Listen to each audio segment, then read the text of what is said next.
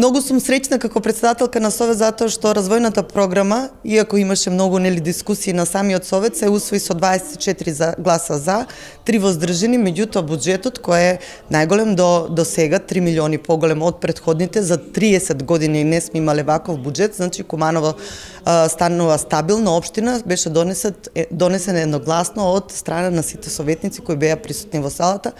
Мислам дека тоа е показател дека понатаму Советот многу поубаво ќе функционира, односно имаме веќе разбирање за приоритетите на кумановци. Мислам дека ќе биде полн погодок спортската сала да отвориме оваа година, се предвидени многу средства таму за да може да се заврши еден капитален објект. Предвидени се реконструкции на многу улици, бекатонирање на повеќе сокачња кои не можат да бидат со асфалт, со цел да се овозможат подобри услови за живот на луѓето кои живеат и во оние и во Куманово, центар во Куманово има такви улички, и во приградските населби, и во селските населби постојано имаме побарување од населението и сме во текст со сите оние нивни очекувања од 2024 година. Она што е малку поголема капитална инвестиција ќе биде кружниот тек доле под кај бензинската пумпа, односно кај Мак Петрол, односно кај автобуската станица и целосна реконструкција на дел од улицата на Доне Божинов, значи кај Старо Пекот, тој дел ќе се реконструира.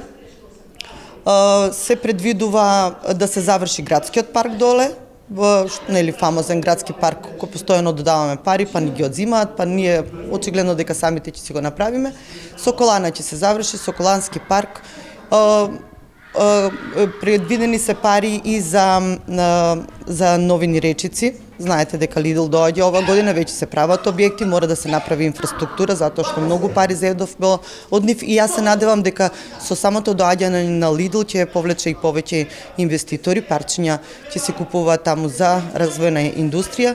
Јас се надевам дека и објектот на Соколана ќе биде завршен затоа што предвидовме дополнителни средства и таму. Има непредвидени ситуации, тој објект е стар, треба да биде добро заштитен. Се предвидуваат и подпорни зидови повеќе за да може да биде како музеј, ама и всушност да се користи за некои помали спортски активности како порано што била Соколана. Не за кошарка, меѓутоа за гимнастика и за тие вештини, да.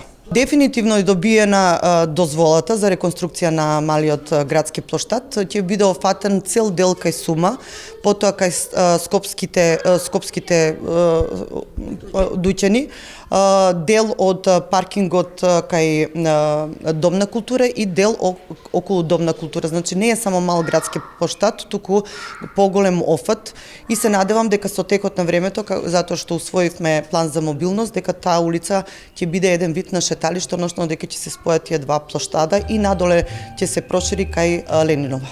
Катната гаража нема да се дислоцира додека не се направат услови за да се направи нова катна гаража. Се е завршено, решение има, меѓутоа сега временските услови не знам како ќе биде зимуска за да може да се направи. Тоа сепак централно градско подрачје, еве во новогодишните празници имаме многу движење таму. Многу луѓе што се кумановци дојдоа за новогодишните празници, нема потреба за еден таков инфраструктурен проект кога веќе чекавме толку време. Верувам дека ако дозволат временските услови, многу брзо и тоа ќе се реализира веќе кога има дозвола за реконструкција.